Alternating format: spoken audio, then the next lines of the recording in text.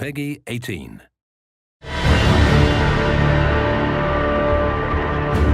Tactical camera's back. What was the rationale for bringing it back? We do speak to our fans a lot, and we looked at what people loved about Dragon Age Origins and what they loved about Dragon Age 2. And there was definitely a sense that people wanted to be more thoughtful in combat. So the tactical camera is a great way to do that. So it allows you to pull the camera all the way up, pause the game, and have a think about the battlefield and sort of pan around and sort of see what's happening, what enemies you're facing against, where they're positioned, what they're doing, and then issue orders to particular characters in your party. Examples of it would be, there might be a choke point.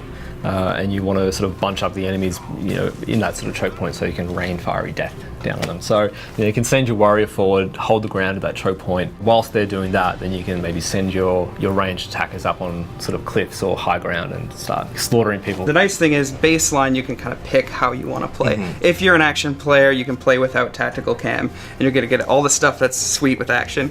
If you like to, take time out of the equation, moment to moment, think through every single move, then tactical cam lets you do that.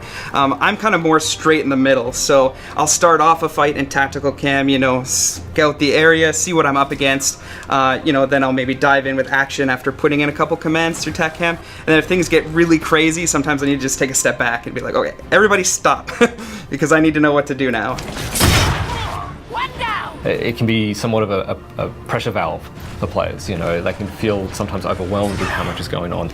Every now and then, if I get into tough spots or tough combat encounters, that's when I'll pull up the tactical camera and be like, okay, well, what do I need to do here, and be a bit more thoughtful. We've added movement lines into the tactical camera, so when you tell someone to go move to a certain spot or hold a certain spot, it will draw a line about how they're going to get to that spot, which is good information to have about pathing of enemies and your characters. And then we've also added in an ability when they're panning around in the tactical cam, they can hover over enemies and they can see information on that enemy.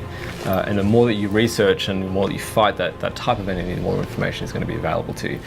So you may see things like their health, their armor, what strengths or weaknesses they have. It's extra information. It's another layer on top of the original tactical camera.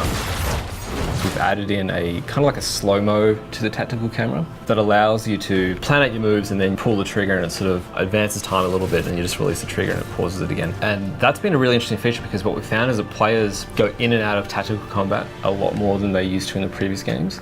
So in Origins, it was very much like players would either play in tactical or in action in real time, and they never really go between the two. In Inquisition, we're finding that they're definitely going in and out a hell of a lot more. So I think that'll feel a lot more fluid and a lot more seamless experience as they play through.